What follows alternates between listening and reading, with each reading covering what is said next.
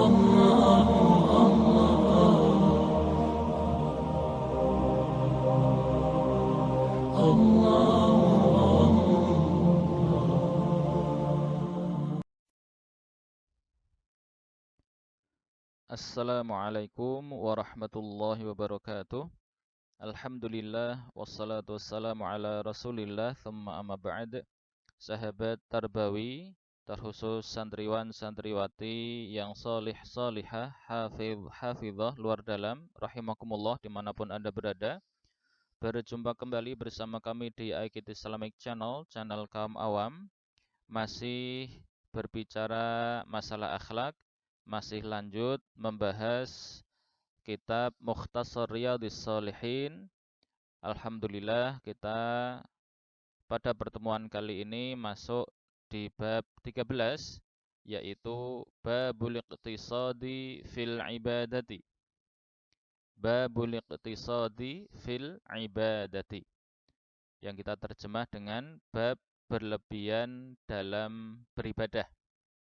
Ya, jadi kata iqtisad ya, itu maknanya aslinya adalah ekonomi. Ya, iqtisadiyun itu ekonomis. Ya. Nah, tapi di sini bukan berarti ibadah kemudian kita artikan dengan ya seekonomis mungkin, tidak, tetapi sesuai dengan keterangan yang kami dapat, maksud di sini itu adalah sedang-sedang saja dalam beribadah. Tapi agar lebih mudah dan nyaman didengar, akhirnya kita terjemah dengan bab tak berlebihan dalam beribadah. Begitu ya. Ya, kemudian sebagai pembukaan, sahabat Tarbayu rahimakumullah, perlu kita sampaikan dan perlu kita ingatkan kembali bahwa kita diciptakan oleh Allah Subhanahu wa taala, ya tiada lain tiada bukan, memang sebagai hamba Allah. Ya, tugas hamba, kewajiban seorang hamba tiada lain adalah menghamba kepada tuannya. Ya. Sehingga dari sini kita harus sadar benar bahwa ketika kita memang berfungsi sebagai hamba Allah, maka apapun yang Allah perintahkan, apapun yang Allah arahkan, itu harus kita taati. Karena memang itu hakikat dari seorang hamba, memang selalu taat, ya, totalitas taat kepada tuannya. Akan tetapi karena hikmat Allah, karena rahmat Allah Subhanahu wa taala, maka kita diperintahkan, ya, ketika beribadah kepada Allah, ketika menghamba kepada Allah, itu adalah sesuai dengan kemampuan. Maksudnya sesuai dengan kemampuan ini bukan kemampuan pada saat itu saja, tetapi potensi kemampuan hingga masa yang akan datang. Itu sehingga ketika kita beribadah kepada Allah, maka kita juga harus mempertimbangkan kira-kira umur. Kalau umur sekarang saya umurnya umpamanya 12 atau 13, 14, saya masih kuat beribadah, apapun bisa saya lakukan. Kira-kira nanti kalau sampai umur 40, umur 60, umur 70, kira-kira ibadah apa saja, ya, dan jumlahnya bagaimana, itu jumlahnya berapa begitu nggih. Itu apakah saya masih kuat, ya, ketika tua itu melakukan hal-hal atau ibadah yang sama dengan masa muda ini. Sehingga dari sini kita yang pertama, ya, perlu sadar bahwasanya ibadah itu memang harus maksimal, ya. Menunaikan ketakwaan kita kepada Allah itu harus maksimal, tetapi juga harus paham dan sadar diri, mengukur diri, ya, tidak atau jangan sampai berlebihan. Dan nanti insya Allah akan kita sampaikan bagaimana berlebihan dalam beribadah itu atau berlebihan dalam beragama itu, nanti insya Allah kita sampaikan, ya, pelan-pelan begitu. Mudah-mudahan bisa kita terima, dan terutama ya mudah-mudahan apa yang kami sampaikan ini adalah benar, ya, sesuai dengan arahan dari Allah Subhanahu wa taala dan contoh dari Rasulullah Shallallahu Alaihi Wasallam. Kemudian juga ini keluar dari hati yang paling dalam. Maksud kami adalah kita sampaikan dengan penuh keikhlasan hanya mengharap ridha Allah Subhanahu wa taala. Demikian juga yang mendengar, siapapun Anda, maka marilah kita niatkan apapun yang kita hadapi ini, apapun yang kita nikmati kali ini, itu mudah-mudahan kita nikmati dengan penuh keikhlasan hanya karena Allah Subhanahu wa taala. Baik, sahabat Tarbawi rahimakumullah. Di sini langsung kita masuk kepada dalilnya, dan dalil pun ini hanya dalil hadis, ya. Ya, dalil hadis sesuai dengan kitabnya begitu. Thayyib, kita langsung mulai saja dari hadis pertama, ya, ala barokatillahi ta'ala. Bismillahirrahmanirrahim. Wa an Aisyah radhiyallahu anha anna an-nabiy sallallahu alaihi wasallam dakhala 'alaiha wa 'indaha imra'atun. Qala man hadhihi? Qalat hadhihi fulanatun tadhkuru min salatiha. Qala mah 'alaikum bima tutiquna fa wallahi la yamallu Allahu hatta tamallu. Wa kana ahabbud dini ilaihi ma dawama sahibuhu alaihi. Muttafaqun alaihi. Ya, di sini yang perlu kita tekankan dari hal membaca, ya, di sini wa indaham ra'atun. Ya, aslinya ini wa indaha imra'atun, tetapi karena hamzahnya ini hamzah, ya, bukan alif. Kalau ini alif, ya. Ini hamzah wasal, karena ini adalah hamzah wasal, maka ketika ada kata atau huruf sebelumnya ini dilewati, ya, bacanya dilewati, jadi langsung ke mim matinya, sehingga kita bacanya wa indaham ra'atun. Itu pertama. Kemudian yang kedua adalah ketika membaca hadhihi, ini haknya adalah hak tanbih dan ini panjang, ya, jadi bacanya dipanjangkan. Man hadhihi? Qalat hadhihi fulanatun. Nah, kurang lebih seperti itu. Baik, kita lanjut ke maknanya langsung. Wa an Aisyah radhiyallahu anha, dan dari Sayyidah Aisyah radhiyallahu anha, semoga Allah meridainya, annan Nabiy sallallahu alaihi wasallam, bahwasanya Nabi sallallahu alaihi wasallam, semoga salawat dan salam terlimpah selalu untuk beliau, dakhala 'alaiha. Ya, dakhala 'alaiha maknanya adalah masuk ke kamarnya, ke kamar Sayyidah Aisyah, ya, ke kamar istrinya. Ya, dan ini aslinya ada makna yang lain, ya, tapi kita tentunya yang cocok di sini adalah makna masuk ke kamarnya. Itu. Kemudian wa indaha imra'atun, sedangkan ketika itu, ya, di sisinya, ya, bersama dengan Sayyidah Aisyah itu ada seorang wanita, ya, seorang wanita lain. Itu. Kemudian apa? Qala, beliau pun bertanya. Lah, qala di sini kita artikan bertanya, ya. Nah, kemudian man hadhihi? Beliau sallallahu alaihi wasallam bertanya, siapakah wanita ini? Hadhihi itu ini, tapi tentunya ini maksudnya adalah wanita. Siapakah ini? Begitu. Siapakah wanita ini? Kemudian ia, yaitu Sayyidah Aisyah, qalat, berkata atau menjawab. Jadi tadi qala di sini artinya bertanya, sedangkan di sini menjawab. Ya, kita sesuaikan dengan konteks kalimatnya begitu. Hadhihi fulanatun tadhkuru min salatiha.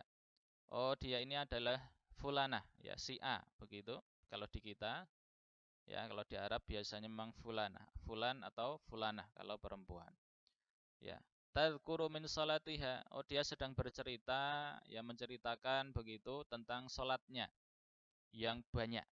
Jadi memang ini sengaja tidak disebutkan, ya, tentunya ini ada hikmahnya, ya, supaya tidak terbongkar begitu, ya, dan memang lebih baik langsung kepada makna begitu, tidak perlu disebut namanya. Itu. Lah, ini wanita ini menceritakan tentang sholatnya yang banyak. Jadi memang dia memperbanyak sholat, ya, sampai mungkin, ya, terlalu banyak begitu, yang sunah-sunah semuanya dikerjakan, dikerjakan pun sesuai maksimal begitu. Kalau sholat duha ya sekalian mungkin 8 rakaat begitu, atau ada yang mengatakan 12 begitu ya. Itu sampai pol ya.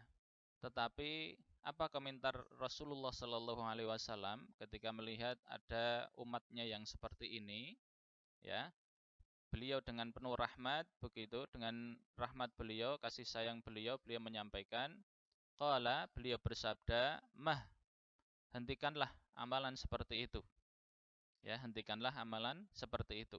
Nah, ini mah nanti ada keterangan di bawah ya. Tapi maknanya adalah hentikanlah ya, ukfuf begitu.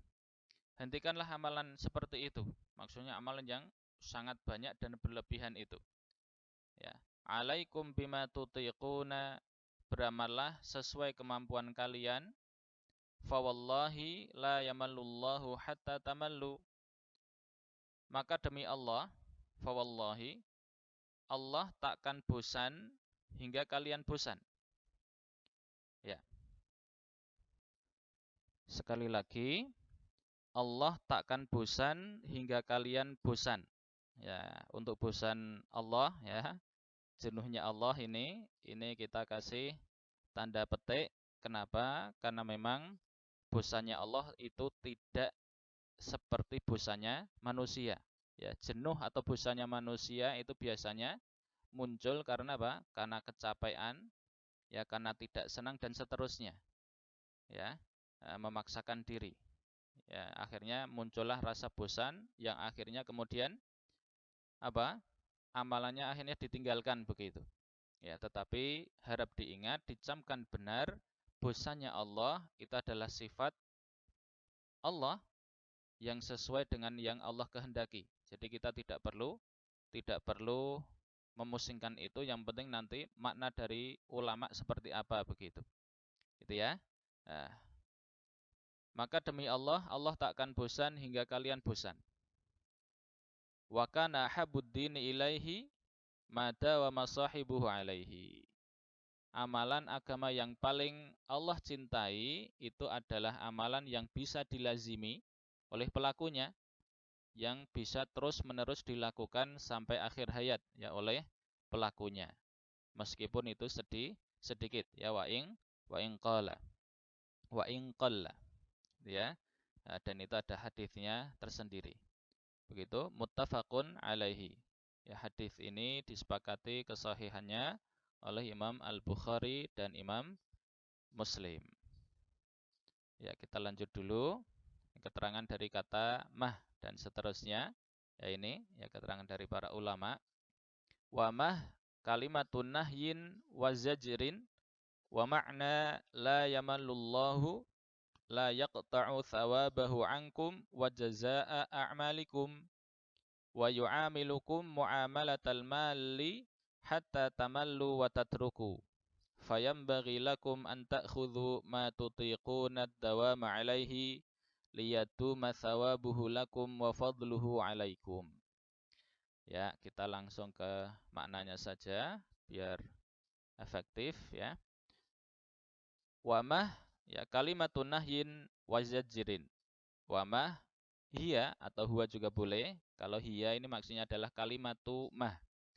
Kalau nanti huwa, wamah huwa begitu maksudnya adalah walafdhu mah atau istilah mah begitu juga boleh. Itu pakai huwa ya, sesuai dengan apa yang kita inginkan, apa itu mudzakkar atau muannats ya, dan itu sudah dibahas di ilmu nahwu begitu insyaallah. Dan kata atau istilah mah, lafal mah adalah ya, ada tanda dua ini, huwa atau hiya kalimatun nahyin wa zajrin. Adalah kata yang digunakan untuk larangan dan celaan ya, cercaan begitu. Jadi ini digunakan untuk mengomentari dan melarang amalan yang tidak sepatutnya ya, tidak seharusnya begitu, sehingga harus dihentikan. Begitu, maka dikatakan di syarahnya itu adalah ini maknanya adalah ukfuf. Ya, berhentilah dari itu. Ya, cukupkanlah segitu saja. Ya, jangan dilanjutkan. Kemudian wa ma'na la yamallullahu adalah Ya, tadi bosan tadi ya. Jadi ini keterangannya ini la yaqta'u thawabahu ankum wa jazaa'a a'malikum.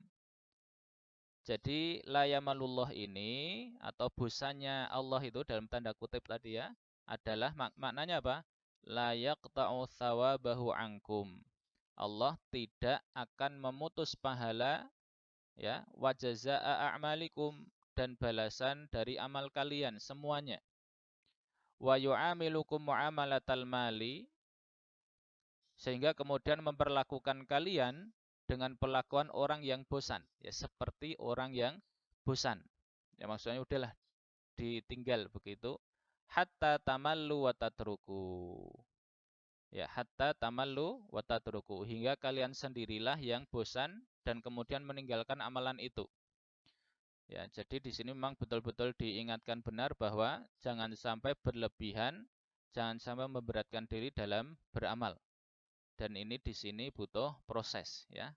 Proses mulai dari yang kecil, ya mulai dari yang ringan begitu, kemudian istiqomah nanjak sampai pada tahap maksimal ya dan itu kita tentunya selalu mengharap ya taufik dari Allah, hidayah dari Allah, amalan mana saja, ukuran amalan seberapa saja itu yang patut atau hendaknya kita lakukan agar kita kuat sampai hari tua kita begitu ya sampai kita dipanggil Allah Subhanahu wa taala ya kemudian fayambaghi lakum an ta'khudhu ma tutiquna ad-dawama alaihi ya maka hendaklah kalian mengambil maksudnya ta'khudhu di sini adalah melakukan ya mengambil atau melakukan ya amalan yang di sini maknanya adalah amalan yang begitu atau apa-apa yang tutiqunad dawama alaihi. Mampu kalian lazimi, mampu kalian lakukan terus-menerus sampai ya wafat begitu. Kenapa demikian? Liyadu mathawabuhu lakum wa fadluhu alaikum. Agar pahala dan keutamaannya ya itu bisa terus-menerus mengalir kepada kalian. Ya. Jadi itulah yang lebih baik. Jadi pahalanya mengalir terus, meskipun itu pelan-pelan, sedikit-sedikit, tapi mengalir terus. Ya, itu lebih baik daripada beramal yang banyak, tahu-tahu berhenti. Ya, dan itu tidak dikehendaki dalam arahan Rasulullah Shallallahu Alaihi Wasallam.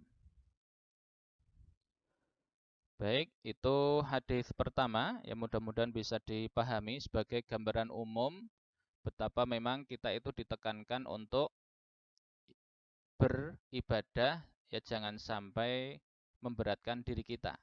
Ya, tapi beda tipis antara memberatkan diri kemudian semaksimal mungkin dan juga dengan bermalas-malasan atau ngentengke ya, menganggap remeh itu ya makanya kita karena bedanya tipis ya antara nafsu dengan hati itu terkait dengan ini apakah malas ataukah memang sekuatnya itu begitu ya maka kita perlu minta hidayah kepada Allah Subhanahu wa taala ya ihdinas siratal mustaqim itu ya Tayyib sahabat tarbawi rahimakumullah kita lanjut ke hadis yang kedua ya Bismillahirrahmanirrahim wa ani ibni Mas'udin radhiyallahu anhu anna an-nabiy sallallahu alaihi wasallam qala halakal mutanatti'una qalaha thalathan rawahu muslimun al-mutanatti'una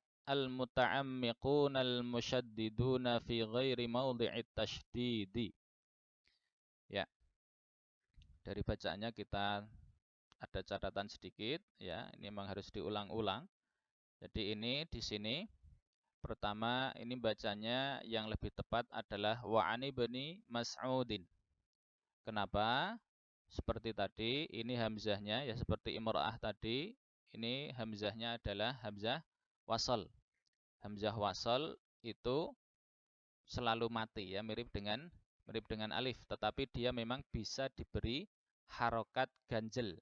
Ya, harokat aridhah, ya bukan harokat asli begitu. Sehingga kalau ini di awal kalimat, ya maka ini bisa kita baca ibnun, ya ibnu Mas'udin begitu. Ya, tetapi kalau sudah ada kata sebelumnya, ya, maka ini dilewatkan begitu.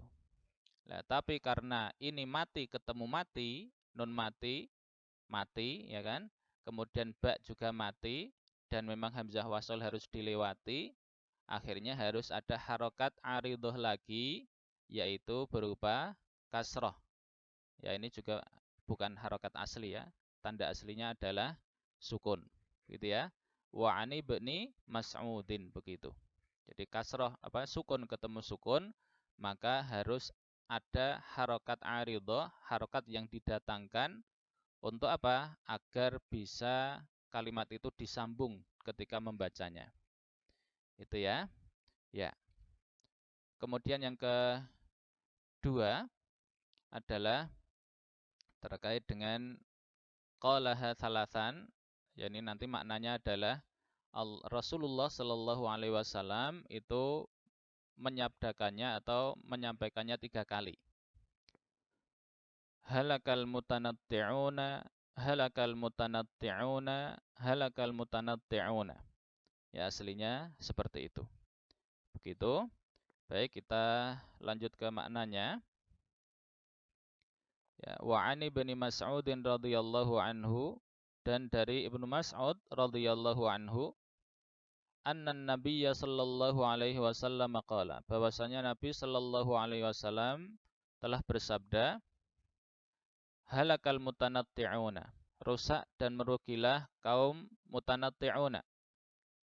Ya, ini belum kita terjemah, ya kita sesuaikan dengan kita transliterasikan ke dari Arabnya langsung, ya mutanatti'un begitu saja, nanti ada keterangannya di bawah.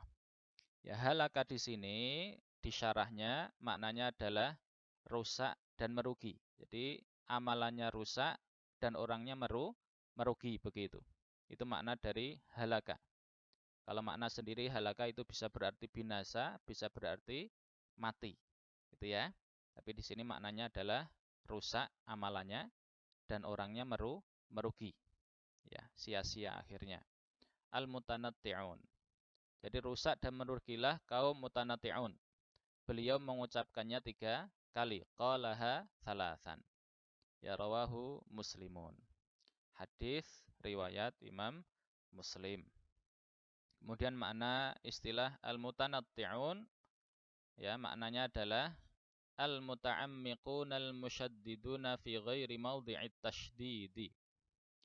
Ya, al-mutanatti'un itu adalah orang-orang yang terlalu mendalami, muta'ammiq, ya, terlalu mendalami, ya, al-musyaddiduna, dan memaksakan diri, ya, berlebih-lebihan lah begitu. Fi ghairi mawdi'it tasydid. Ini kita artikan pada hal-hal yang tak seharusnya didalami terlalu dalam, dan pada hal-hal atau amalan yang tidak seharusnya memaksakan diri. Itu ya, itu makna dari al-mutanatti'una. Jadi ini ada istilah baru, ya, tolong dihafalkan, difahami benar begitu. Kemudian, ya, sebagaimana yang kami sampaikan tadi, ini kita berikan 1-2 contoh, meskipun nanti juga ada tambahan lagi, ada hadis lagi begitu.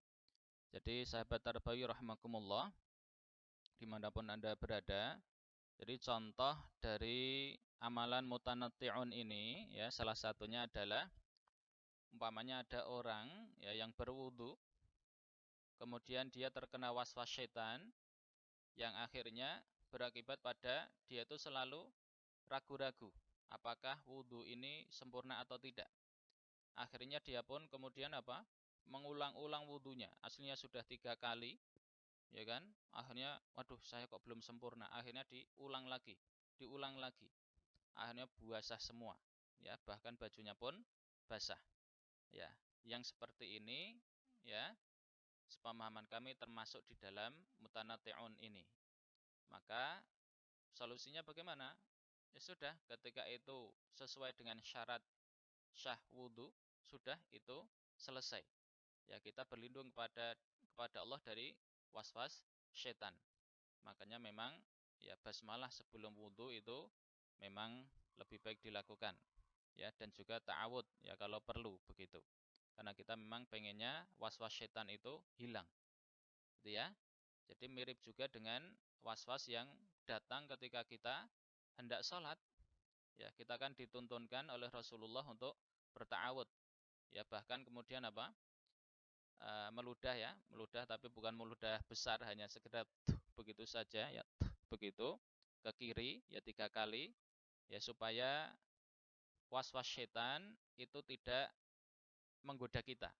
Ya, akhirnya hati kita tetap ya bertawajuh kepada Allah Subhanahu wa taala. Yaitu contoh pertama. Ya, contoh kedua, umpamanya ketika ada orang sholat, ini mirip dengan yang tadi aslinya. Ya, ketika orang mau takbir, ya, was-was akan, wah saya sudah ikhlas atau belum begitu. Ya, was-was, saya sudah ikhlas atau belum. Ya, akhirnya apa? Ketika takbir, ya takbiratul ihram itu diulang-ulang terus. Bahkan pernah kami melihat begitu langsung, ya, itu ketika takbir ada orang yang angkat tangannya, kemudian tangannya diputar-putar, ya, kanan kirinya diputar begitu, terus begitu sampai agak lama, kemudian baru ditaruh di atas dada, ya. Tapi itu kemudian diulang lagi dan diulang lagi begitu. Itu juga masuk ke dalam bab was-was, ya, dan yang seperti ini tidak diperkenankan. Ya, asalkan kita niat sholat, maka kita berharap kepada Allah, minta hidayah kepada Allah agar niat ikhlas itu datang, ya, datang dan mengiringi sholat kita. Dan memang ikhlas ini juga perlu dilatih, ya, tidak semerta-merta langsung kita bisa ikhlas, gitu ya. Ya.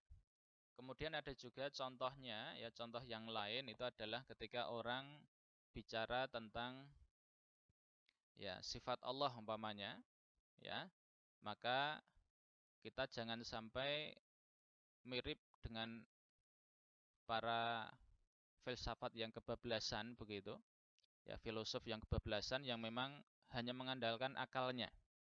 Ya, kalau filsafat Islam insya Allah beres, ya, asalkan tidak melanggar syariat Islam itu beres. Tetapi filsafat Barat atau yang non Islam itu biasanya mereka apa?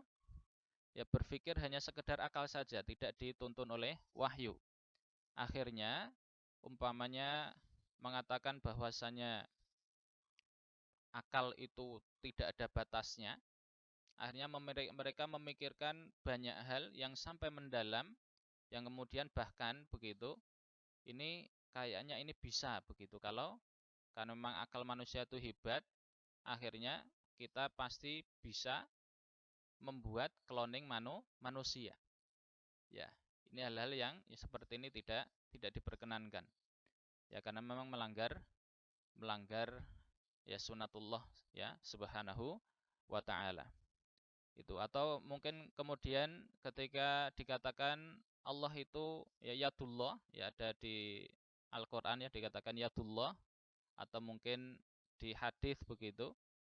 Itu dikatakan bahwa Allah dalam tanda kutip ya punya tangan, ya. Kemudian akhirnya membayangkan tangan Allah itu seperti ini, akhirnya itu nanti jadinya mirip dengan mujassimah. Ya, orang atau golongan atau kaum yang ya membuat Allah menyifati Allah itu punya jasad jisim yang seperti makhluk, ya, dan ini tentunya ya haram, ya, tidak boleh dilakukan, itu ya. Jadi kalau dikatakan ya Yadullah, ya sudah, kita serahkan gambarannya itu kepada Allah, yang sering disebut dalam ilmu akidah itu adalah tafwid, ya, maknanya diserahkan kepada Allah begitu, ya. Dan ini ada pembicaraan yang agak panjang, ya, ada perseteruan gitu, perselisihan dari para ulama terkait dengan kata yadullah dan makna-makna yang lain, ya, seperti apa ya apa Allah istawa alal arsy istawa, ya, itu. Jadi Allah bersemayam atau istiwa di arsy, itu pun ya ada perdebatan, ya. Tapi insya Allah itu dibicarakan di materi pelajaran akhlak akidah gitu ya. Nah, kita hanya sekedar mengenalkan saja. Baik, itu untuk hadis kedua dan beberapa atau dua contoh tadi ya, atau tiga contoh. Mudah-mudahan ada tambahan gambaran. Kemudian kita lanjut ke hadis yang ketiga. Bismillahirrahmanirrahim. Wa an Abi Abdullah Jabir bin Samurata radhiyallahu anhuma qala kuntu usalli ma'an nabiyyi sallallahu alaihi wasallam salawati fakanat salatuhu qasdan wa khutbatuhu qasdan rawahu muslimun qauluhu qasdan ay bainat tuli wal qisari. Ya, baik. Di sini cara baca yang perlu kami tekankan adalah kata samurah. Ya, kata samurah ini. Kalau kita sudah belajar ilmu nahwu, maka aslinya ini adalah apa? Mudhof ilaih dari kata ibni ini. Harusnya ini majrur ya, tetapi karena ini ada tak marbutah atau tak taknits di sini, ya. Ini untuk laki-laki juga, ini laki-laki ya ini ya, seperti Fatimah, Aisyah begitu. Maka ya, kaidah awalnya untuk kata seperti ini ketika majrur, karena mudhof ilaih selalu majrur, itu harokatnya bukan kasroh seperti biasanya, ya seperti ini, ya, atau seperti Abdullahi ini, ya, atau Abdillah tidak seperti ini. Maka untuk kata samurah dan sejenisnya ini dibaca dengan samurota, ya, sama dengan an Aisyata, ya tadi terlewat ya, an Aisyata itu juga sama. Ya, ini juga akhirnya kita baca Jabiri bin Samurata. Ya, wallahu alam, ya kurang lebih seperti itu. Itu kemudian radhiyallahu anhuma. Ya, huma di sini tentunya merujuk kepada mereka berdua. Ya, mereka berdua anhuma. Yaitu siapa? Yaitu Jabir dan Samurah. Itu ya. Nah, baik. Kita lihat kemudian yaitu pada ini ya, lafal Wa'an Abi Abdillah, ya ini mundur sedikit karena terlewat. Jadi ini ya, sahabi ini namanya adalah Jabir, ya kan? Kemudian Abu Abdillah ini adalah nama panggilan yang sering kita sebut dengan kunyah. Jadi ini nama panggilannya atau kunyahnya adalah Abu Abdillah, ya kan? Kemudian nama aslinya adalah Jabir, nama bapaknya adalah Samurah. Begitu. Ya. Tayyib, kita lihat dulu ke maknanya. Ya. Wa an Abi Abdillah Jabir bin Samurata radhiyallahu anhuma. Dan dari Abu Abdillah, yaitu, ya kalau sudah yaitu maksudnya adalah nama aslinya, yaitu Jabir bin Samurah radhiyallahu anhuma, semoga Allah meridhai keduanya, yaitu Jabir dan Samurah tadi ya, radhiyallahu anhuma. Ia berkata, qala kuntu usalli ma'an nabiy sallallahu alaihi wasallam as-salawati. Dulu aku salat bersama Nabi sallallahu alaihi wasallam di banyak salat, ya as-salawati. Ya ini mansub, ya. Apa namanya? Maf'ul bih begitu, tapi mansubnya apa? Mansubnya dengan kasrah. Kenapa? Karena ini adalah muannats. Ya as-salawati masuk ke jamak muannats salim begitu. Taib. Kemudian fakanat salatuhu qasdan wa khutbatuhu qasdan. Maka salat dan khutbah beliau sallallahu alaihi wasallam itu sedang-sedang saja, ya, qasdan, sedang-sedang saja. Rawahu Muslimun, hadis riwayat Muslim atau hadis yang diriwayatkan oleh Imam Muslim. Kemudian istilah wa qauluhu dan sabda beliau sallallahu alaihi wasallam yaitu qasdan, ya, apa kata ini maksudnya ya, bukan kata Rasulullah, apa kata dari Sayyidina Jabir ini, ya, qauluhu qasdan, ya ini maknanya apa? Ai bainat tuli wal qisari, yaitu kondisi pertengahan antara lama dan sebentar. Itu ya. Ya, jadi ini salah satu contoh dari Rasulullah betapa Rasulullah Shallallahu Alaihi Wasallam itu menekankan hal yang tawassut, yang sedang-sedang saja, yang bainiyah begitu. Jadi tidak berlebihan dan tidak juga dikurang-kurangi begitu. Ya. Dan memang ini tentunya ya terkait dengan bab imamah ya, khususnya imamah salat.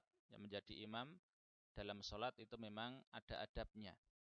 Ya, jadi jangan sampai terlalu kelamaan sehingga akhirnya jamaahnya kurang nyaman. Ya, makmumnya kurang nyaman dan ini ada pembahasan tersendiri terkait dengan babul imamah khususnya fis shalah. Itu ya. Baiklah. Itu sementara yang bisa kita sampaikan untuk kali ini ada satu hadis lagi aslinya ya, yaitu hadis ketiga atau maaf ada dua ya. Ada dua hadis lagi yang itu agak panjang begitu. Yang ketiga agak panjang dan yang keempat ya seperti hadis kedua ini panjangnya. Ini tentunya tidak bijak kalau kita tambah lagi. Intinya adalah bahwa kita ya di sini diarahkan oleh Rasulullah Shallallahu Alaihi Wasallam ya untuk jangan sampai memaksakan diri dalam beribadah. Ya, ketika sholat, ya tentunya sholat wajib itu wajib ya harus dilakukan. Ya, tetapi kemudian dalam melakukan sholat wajib itu pun kemudian kita jangan sampai berlebihan. Kemudian pamannya masuk ke sholat sunnah, ya sholat sunnah yang kira-kira kita mampu itulah yang kita lakukan dulu. Tentunya anak kecil yaitu dilatih mulai dari yang paling penting dulu, yang paling ringan dulu, ya, yang paling penting dan paling ringan dulu. Ya, setelah itu nanti beranjak-beranjak ya lebih banyak dan sesuai dengan ukuran dari anak tadi. Yang penting sudah ada proses untuk berlatih. Ya, seperti orang berlari, maka orang berlari mungkin pertama kuatnya hanya 1 kilo, yaitu diulang terus ya berapa kali, setelah itu ditambah 2 kilo, itu diulang lagi dan seterusnya. Yang akhirnya nanti pada tahap tertentu dia bisa mencapai lari yang berjarak 10 km dan tanpa harus memaksakan diri karena sudah terbiasa. Ya, itu kurang lebih insyaallah kita sambung di pertemuan yang akan datang. Ya, mudah-mudahan diberi sempat dan sehat ya serta rahmat ya oleh Allah Subhanahu wa taala sehingga apapun yang kita lakukan dan akan kita lakukan itu menjadi sarana keberkahan untuk diri kita pribadi, keluarga kita, masyarakat sekitar kita dan secara luas kepada umat Islam dan umat manusia ya dengan izin Allah Subhanahu wa taala dan taufiknya. Baik, kita tutup dulu. Kita akhiri ya dengan sama-sama membaca doa kafaratul majelis. Subhanakallahumma bihamdik asyhadu an la ilaha illa ant astaghfiruka wa atubu ilaik. Allahumma iyyaka na'budu wa iyyaka nasta'in fahdina siratakal mustaqim. Wa akhiran naqulu lakum assalamu alaikum warahmatullahi wabarakatuh.